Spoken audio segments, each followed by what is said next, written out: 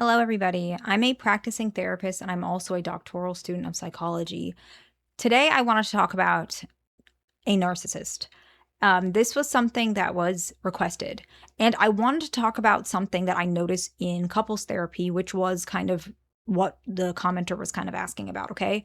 A narcissist will never admit some things to their husband, but as a therapist, I can see it in therapy. And so females who have been diagnosed with NPD are often different than males. They present differently, and due to such, people miss these behaviors. I have both worked and diagnosed both men and women who are narcissists. And so I would like to talk about this pattern with you. If you are a woman and you are married to a man, some of these things will overlap. And so this may help either person. It really is not specifically towards female narcissists. However, there is some things that are more specific or leaning in that direction, which I feel like is very important because it's very easy to miss, and the results can be catastrophic if you do not protect yourself, particularly if you are trying to divorce this person, okay? And so this is really important, I feel. It's important for families, it's important for children involved. So this is why we're making this. I usually like to make more positive videos, but I feel like this is very important. So the things that female narcissists will never admit to their husband, okay? The first one is invisible effort. And I am talking about you as the husband, okay? Your effort is there, but you always feel like it's never enough. And that's because the narcissist perceives her husband's constant acts of love as automatic, almost like household utility, rather than a conscious effort that requires and deserves appreciation. So they think this way because they think it's a given, and that the way for them to have a comfortable life is for you to continue to do these things.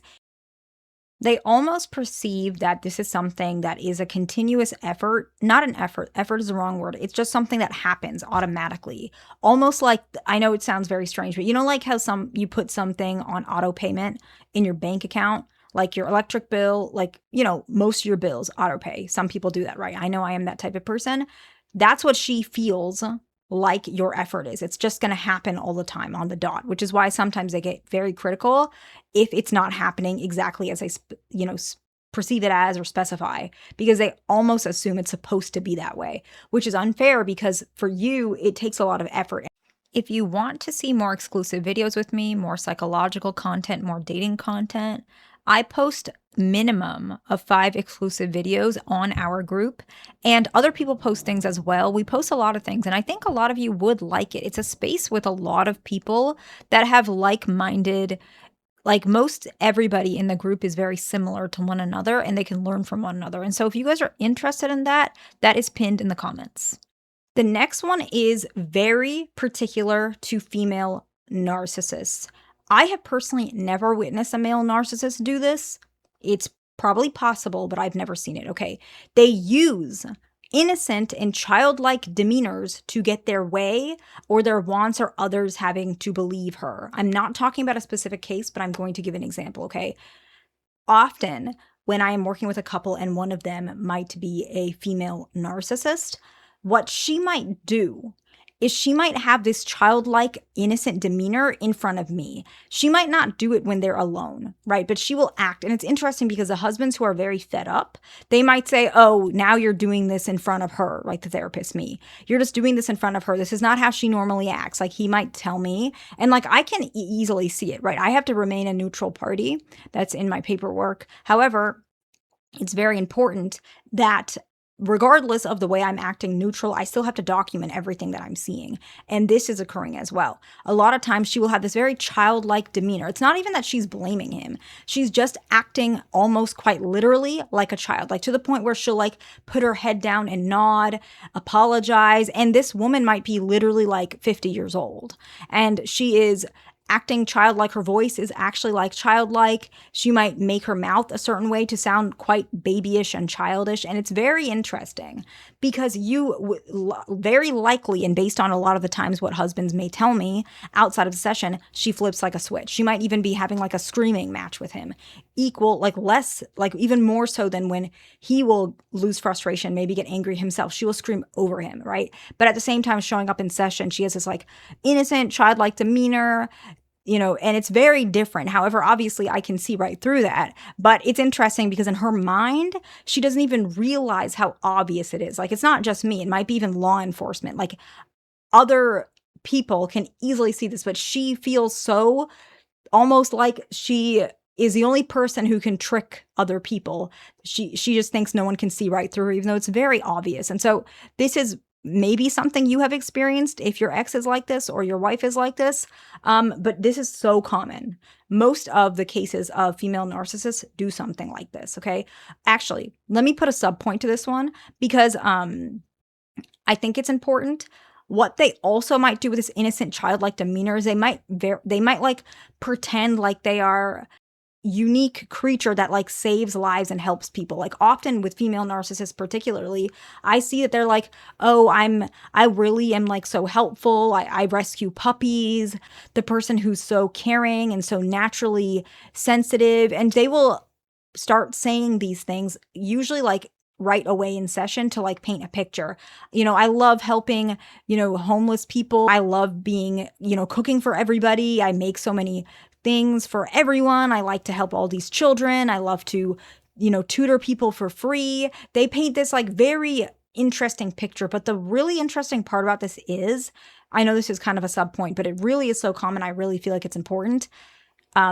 Often if these, let's say, for example, children or neighbors are like, no, I don't want the food that you're cooking, they will get angry and like push it on you because they it's not that they want to give you this food because they care. They want to do it so they can paint the picture that they are this innocent, kind-hearted person. So it's kind of different from childlike, but it's also a very common dynamic. Okay, so we can move on to the next point.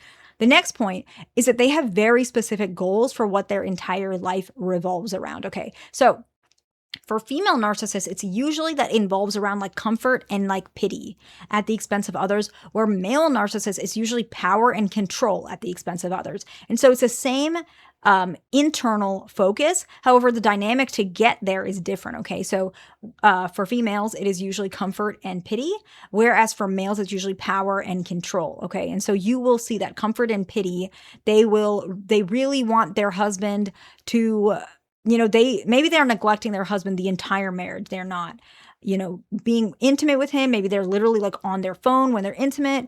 They may reject intimacy, but as soon as maybe he is thinking of divorce, now she's suddenly locked in and really trying to save that marriage. But it's not because of him.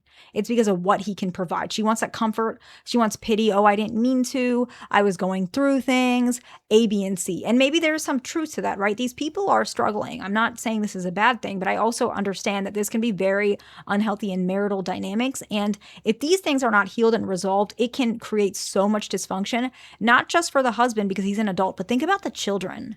These children that are in these marriages, it's so dysfunctional for them. And a lot of times the children can also pick up some of these behaviors or be a victim of these tendencies as well, in the sense where they might be a scapegoat. So this is a really serious dynamic, right? The next one is validation. Female narcissists and male narcissists use people for validation. For females, they usually have a very specific set of what they want for validation. So they might really be specific about validation for, like we were talking about, like cooking. They might be wanting validation for her, like, I don't know, her motherhood. And these sound like wonderful things. It's great that you have somebody who wants to cook, who, wants to be a mother. And it feels so great. But once you get into that dynamic, you will see that it's not about actually being a mother so that she can take care of her children. It's so that she can get the benefits of what she thinks mothers get. I know it sounds so sad that someone would use something so wonderful as being a mother to gain validation, but sadly, it's very true. She will gain validation. Oh, I'm just a mother. Can I have this for free? I'm just a mother struggling. Can you let this go for 1 minute or this moment? It will never happen again. I'm just a mother struggling. She will use these things for validation that she's a good mother. And people, because naturally humans, we think, oh, this is a mother, this is a person helping. We do subconsciously let people slide because there are women out there who are mothers, husbands out there who are fathers, who are struggling to, protect their family. And so often we do fall for these things because of these dynamics. And that's why it's so tricky. That's why they do it. Validation. You are such a good mother. You are such a kind woman. And they're feeding these things so that they can continue living the life they live, which at the expense of their husband typically. The next one is fear of confidence. Okay. So They don't want their husband self-assured, so they put him down continuously because his self-assured and confidence, it signals autonomy, and that means that he can leave her, and that means all of her control will be over. All of her life that she's lived, the comfort she's lived as this, person who's the center of his world, is now gone, and she's very afraid of that. The next one is he is the foundation. He's the foundation of their life. Whether she's ever going to tell you, because she's probably not going to, her fear is that if you realize that, maybe you're the person who works hard, you're the person who invests in the marriage. If you stopped everything, everything would fall. Everything would just be in disarray because you are that foundation, but she needs you. But she needs you a very specific way. She needs to put you down, but she can't let you leave. The last one is she plays a very different act around authority figures. I was just mentioning the childhood-like demeanor, but it can be any act, okay? It's often to manage documentation, which is why I think it's kind of important. Authority figures would be like a therapist like me. It would be law enforcement. It would be anyone who it could be like a lawyer. It is anyone who needs to document these things. And the reason why is because she doesn't want a track record of what she's done to you. Like, that's the best way to put it. Because, for example, if you guys do have a really difficult divorce, sometimes these things can be subpoenaed, depending, right? I am a person, most of the time it's not the case if it's like a psychotherapy note, but progress notes it can be, right? And so she wants to make sure law enforcement, if there was DV or something like that, they document every single time they come to your house. If they heard screaming, every single time they come and they check on things, if he's got a scratch, if she's got this, they document everything. So she likes to manage that documentation. Oh, we're just having a couple dispute. We're just having a little bit of a, difficult time. A couples therapist. Oh, he was never like this. He's just saying this now. He's having midlife crisis. She's telling, let's say me as a therapist. They really want to manage this so that their picture does not crumble. But the reality is these documentation does add up. Even if we as a therapist, we can't just say, I'm assuming this, right? We pretty much have to write down what's happening.